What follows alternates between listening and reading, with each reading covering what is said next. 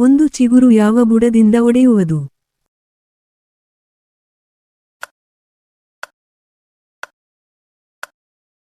ಉತ್ತರ ಇಷಯನ. ಯೆಶಾಯ 11ನೇ ಅಧ್ಯಾಯ 1ನೇ ವಚನ. 2. ಯೆಹೋವನ ಜ್ಞಾನವು ಭೂಮಿಯಲ್ಲಿ ಹೇಗೆ ತುಂಬಿಕೊಂಡಿರುವುದು?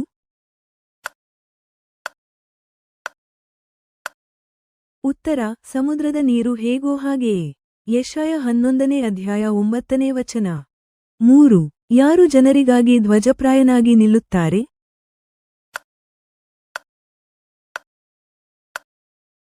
ಉತ್ತರ ಇಷಯನ ಅಂಕುರದವನು. ಯೆಶಾಯ 11ನೇ ಅಧ್ಯಾಯ 10ನೇ ವಚನ. 4. ಯಾವ ನದಿಯ ಮೇಲೆ ತನ್ನ ಬಿಸಿಗಾಳಿಯಿಂದ 7 ತೊರೆಗಳನ್ನಾಗಿ ಒಡೆದು ಜನರು ದಾಟುವಂತೆ ಮಾಡುವನು?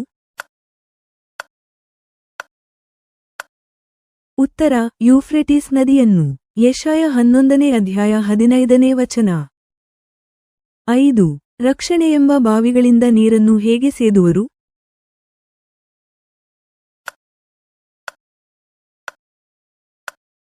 ಉತ್ತರ ಉಲ್ಲಾಸದೊಡನೆ.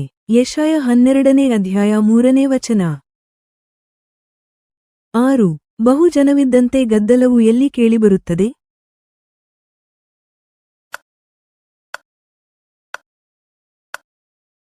ಉತ್ತರ ಬೆಟ್ಟಗಳಲ್ಲಿ.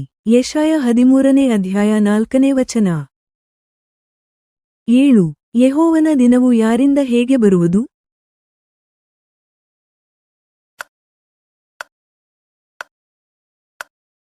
ಉತ್ತರ ಸರ್ವಶಕ್ತನಿಂದ, ನಾಶರೂಪವಾಗಿ. ಯೆಶಾಯ 13ನೇ ಅಧ್ಯಾಯ 6ನೇ ವಚನ. 8. ಮಾನವರನ್ನು ಯಾವುದಕ್ಕಿಂತಲೂ ಅಪರೂಪವಾಗುವಂತೆ ಮಾಡುವನು?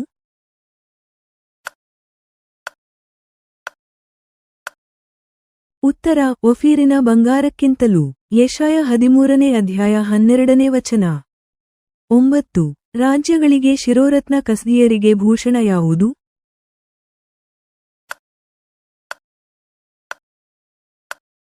ಉತ್ತರ ಬಾಬೇಲ. ಯೆಶಾಯ 13ನೇ ಅಧ್ಯಾಯ 19ನೇ ವಚನ. 10. ಇಸ್ರಾಯೇಲಿನ ಮನೆತನದವರು ಜನಾಂಗಗಳನ್ನು ಏನಾಗಿ ಇಟ್ಟುಕೊಳ್ಳುವರು?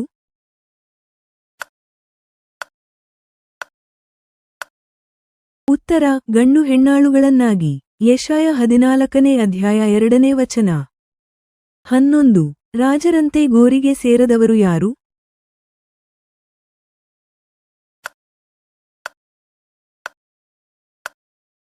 ಉತ್ತರ ಬಾಬೇಲಿನ ರಾಜ. ಯೆಶಾಯ 14ನೇ ಅಧ್ಯಾಯ 20ನೇ ವಚನ.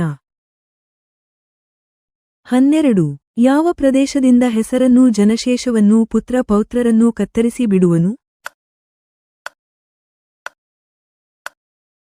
ಉತ್ತರ ಬಾಬೆಲಿನಿಂದ. ಯೆಶಾಯ 14ನೇ ಅಧ್ಯಾಯ 22ನೇ ವಚನ.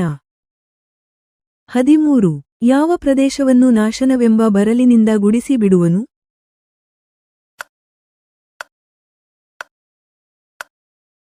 ಉತ್ತರ ಬಾಬೆಲನ್ನು. ಯೆಶಾಯ 14ನೇ ಅಧ್ಯಾಯ 23ನೇ ವಚನ. 14. ಫಿಲಿಷ್ಟಿಯರ ವಿರೋಧವಾದ ಪ್ರವಾದನೆ ಯಾವ ವರುಷದಲ್ಲಿ ನೆರವೇರಿತು?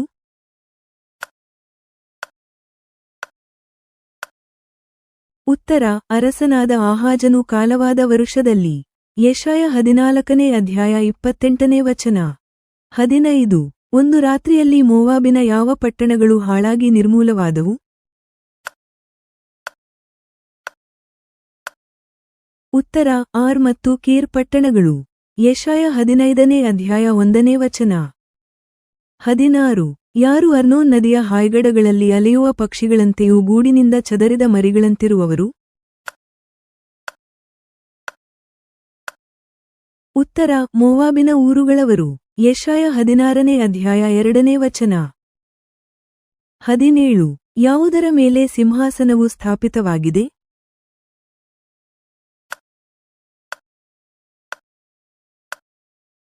ಉತ್ತರ ಕೃಪಾಧಾರದ ಮೇಲೆ. ಯೆಶಾಯ 16ನೇ ಅಧ್ಯಾಯ 5ನೇ ವಚನ. 18. ಡ್ಯಾಶ್ನ ದೀಪದ್ರಾಕ್ಷೆಯು ಹಾಳಾಯಿತಲ್ಲ.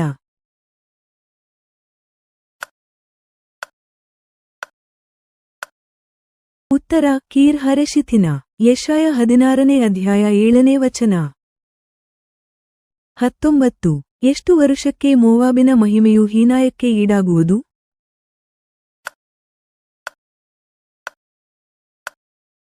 ಉತ್ತರ 3 ವರುಷಕ್ಕೆ.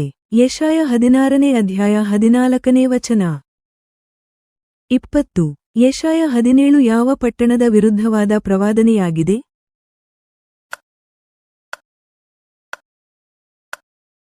ಉತ್ತರ ದಮಾಸ್ಕ. ಯೆಶಾಯ 17ನೇ ಅಧ್ಯಾಯ 1ನೇ ವಚನ. 21. ಬೆಳೆಯನ್ನು ಕುಪ್ಪೆಯಾಗಿ ಕೂಡಿಸುವ ದಿನ ಏನಾಗಿದೆ?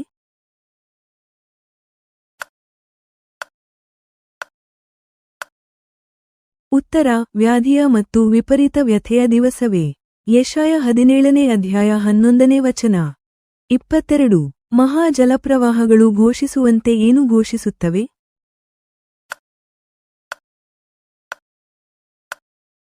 ಉತ್ತರ ಜನಾಂಗಗಳು. ಯೆಶಾಯ 17ನೇ ಅಧ್ಯಾಯ 13ನೇ ವಚನ. 23. ಯೆಹೋವನ ನಾಮಮಹತ್ತಿರುವ ಸ್ಥಳ ಯಾವುದು?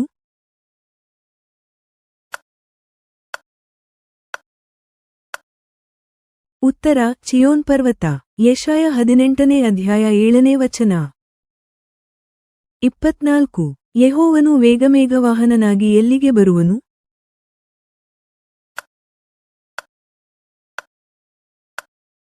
ಉತ್ತರ ಐಗುಪ್ತ್ಯಕ್ಕೆ. ಯೆಶಾಯ 19ನೇ ಅಧ್ಯಾಯ 1ನೇ ವಚನ. 25. ಯಾವ ಪ್ರದೇಶದ ಪ್ರಭುಗಳು ಬುದ್ಧಿಗೆಟ್ಟಿದ್ದಾರೆ?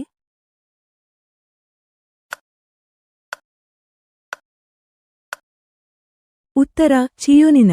ಯೆಶಾಯ 19ನೇ ಅಧ್ಯಾಯ 13ನೇ ವಚನ. 26. ಆ ದಿನದಲ್ಲಿ ಹೆಣ್ಣಾಗಿ ಸೇನಾಧೀಶ್ವರನಾದ ಯೆಹೋವನು ಮೇಲೆ ಕೈಬೀಸುವುದರಿಂದ ಭಯಪಟ್ಟು ನಡುಗುವುದು? ಉತ್ತರ ಐಗುಪ್ತವು. ಯೆಶಾಯ 19ನೇ ಅಧ್ಯಾಯ 16ನೇ ವಚನ. 27. ಯಾವ ದೇಶವು ಐಗುಪ್ತವು ಬೆಚ್ಚಿ ಬೀಳುವುದಕ್ಕೆ ಕಾರಣವಾಗುವುದು?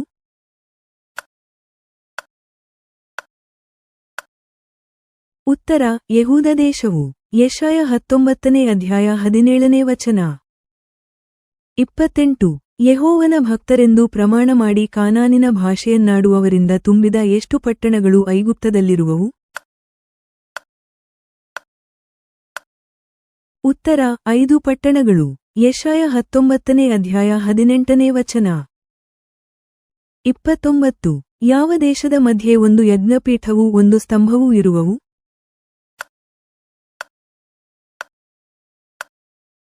ಉತ್ತರ ಐಗುಪ್ತ ದೇಶದ ಮಧ್ಯೆ. ಯೆಶಾಯ 19ನೇ ಅಧ್ಯಾಯ 19ನೇ ವಚನ. 30. ಯಾರನ್ನು ಯೆಹೋವನು ಗಾಯ ಮಾಡುವವನಾಗಿಯೇ ಹೊಡೆಯುವನು ಮತ್ತು ಅವರನ್ನು ಗುಣಪಡಿಸುವನು? ಉತ್ತರ ಐಗುಪ್ತ್ಯರನ್ನು. ಯೆಶಾಯ 19ನೇ ಅಧ್ಯಾಯ 22ನೇ ವಚನ. 31. ಐಗುಪ್ತದಿಂದ ಅಶ್ಶೂರಕ್ಕೆ ಹೋಗಲು ಏನಿರುವುದು?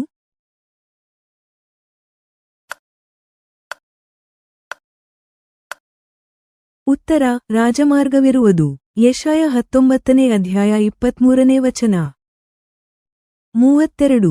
ಇಸ್ರಾಯೇಲು ಯಾರೊಂದಿಗೆ ಕಲೆತು ಆಶೀರ್ವಾದ ನಿಧಿಯಾಗುವುದು?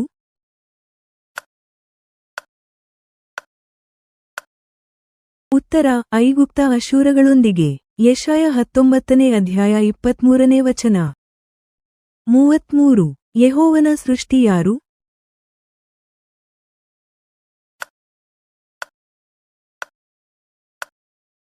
ಉತ್ತರ ಅಶ್ಶೂರ. ಯೆಶಾಯ 19ನೇ ಅಧ್ಯಾಯ 25ನೇ ವಚನ. 34. ಯೆಹೋವನ ಸ್ವಾಸ್ಥ್ಯ ಯಾವುದು?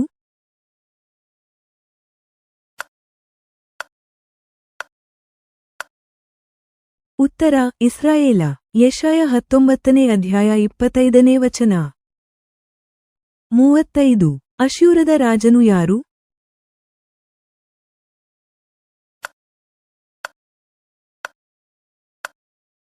ಉತ್ತರ ಸರ್ಗೋನನು.